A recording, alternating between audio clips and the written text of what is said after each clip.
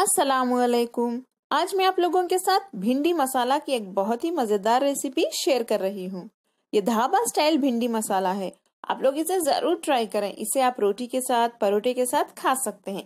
तो चलिए इसे बनाना हम शुरू करते हैं। भिंडी मसाला बनाने के लिए सबसे पहले हम भिंडी को थोड़े से तेल में फ्राई कर लेते हैं। इस तरह से फ्राई करने से भिंडी जब ग्रेवी में यानी करी में जाएगी, उसमें जो चिपचिपाहट होता है वो नहीं रहेगा। देखिए यहाँ पे मैंने भिंडी ली है 300 ग्राम। इसके देखिए इस तरह से पीसेस कट करके रख लें। आप चाहें तो इसे थोड़े छोटे पीसेस भी कट कर सकते हैं। चलिए इसे अब हम फ्राई कर लेते हैं। मैंने यहाँ पे 2 टेबलस्पून तेल लिया है। तेल हमारा गर्म हो चुका है, इसे मैं डाल देती हूँ। हाई फ्लेम पे इसे हम फ्राई कर लेते हैं।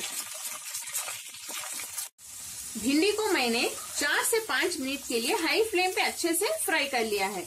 अब मैं फ्लेम बंद कर देती हूँ और इस भिंडी को हम एक प्लेट में निकाल के रख लेते हैं। इसी पैन में हम फिर से 1 टेबलस्पून जितना तेल गरम कर लेते हैं। तेल गरम हो चुका है। अब मैं इसमें आधा टीस्पून जीरा डाल देती हूँ और जीरा को हम अच्छे से सौटे कर लेते हैं। फ्लेम को मीडियम पे रखिए। इसे 10 से 15 सेकेंड तक सौटे कर लें। नेक्स्ट हम इसमें डालेंगे एक मीडियम साइज की बारीक पिसी हुई प्याज। अब फ्लेम को हाई पे रख के इसे अच्छे से सौटे कर लें। प्याज का रंग बदलने तक इसे ऐसे ही फ्राई करते रहिए। प्याज का रंग बदल गया है। हम इसमें 1 टीस्पून अदरक लहसुन का पेस्ट डाल देते हैं। फिर से हाई फ्लेम पे इसे अच्छे से भून लें। इसकी कच्ची बू जाने तक इसे ऐसे ही भूनते रहिए। अदरक लहसुन की कच्ची बू जाने के बाद फ्लेम को लो पे रख दें और इसमें हम डालेंगे 1/4 टीस्पून हल्दी और 1 टीस्पून लाल मिर्च पाउडर। यहाँ पे मैंने कश्मीरी लाल मिर्च पाउडर का यूज किया है। आधा टीस्पून धनिया पाउडर, थोड़ा सा नमक। इसमें थोड़ा सा पानी डाल के इसे मिक्स कर लें ताकि मसाले ना जलें। नेक्स्ट हम इसमें डालेंगे 2 मीडियम साइज के पिसे हुए टमाटर। फ्लेम को हाई पे रख के इसे अच्छे से भून लें। टमाटर की कच्ची बू जाने तक इसे ऐसे ही भूनते रहिए। टमाटर हमारे अच्छे से भून चुके हैं। अब हम इसमें डालेंगे 1 टेबलस्पून दही। दही को अच्छे से फेंट के डालिए, लेकिन उससे पहले फ्लेम बंद कर दें। अगर आप इस गरम ग्रेवी में डालेंगे तो दही फट सकता है, इसीलिए फ्लेम को बंद करने के बाद ही डालें। इसे भी मिक्स कर लेते हैं।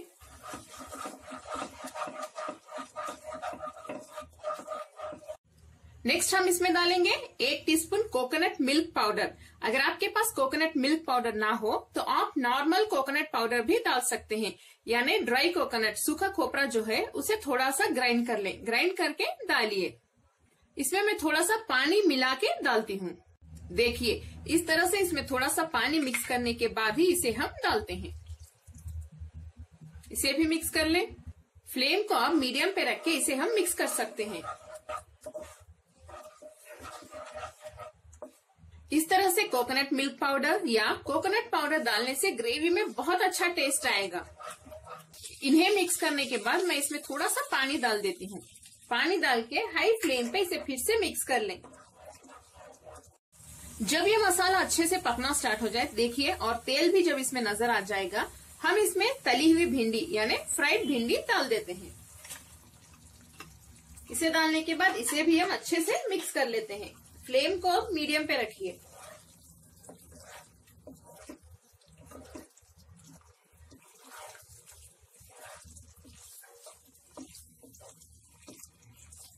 इसमें हम थोड़े से कटे हुए धनिया के पत्ते भी डाल देते हैं।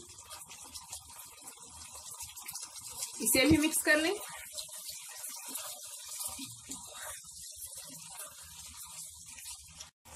जब हमने भिंडी फ्राई की थी तेल में, तभी भिंडी 50 to 60% गल चुकी थी। अब हम बस एक 40% भिंडी को गलाएंगे। देखिए ये हाई फ्लेम पे अच्छे से पक रहा है। अब मैं फ्लेम को लो कर देती हूँ और भिंडी हमारी अच्छे से गलने तक यानी 100% तक गलने तक हम इसे ऐसे ही लो फ्लेम पे गलाएंगे। इसमें लिड बंद कर देते हैं। भिंडी हमारी अच्छे से गल चुकी है। इसके लिए बस एक 4 से 5 मिनट ही लगेंगे और तेल भी देखिए अच्छे से साइड में आ चुका है और बहुत ही ज्यादा टेस्टी लग रही है और साथ ही टेस्टी भी बनी है। आप लोग इसे बना के देखिए, आपको बहुत ही ज्यादा पसंद आएगी। इसमें एक आखिरी स्टेप बाकी है। मैं इसमें थोड़े से फ्राइड अनियंस यानी तली हुई प्याज भी डाल देती हूँ। तली हुई प्याज डालने से और भी टेस्टी बन जाएगी हमारी भिंडी मसाला की करी। इसे भी मिक्स कर लें।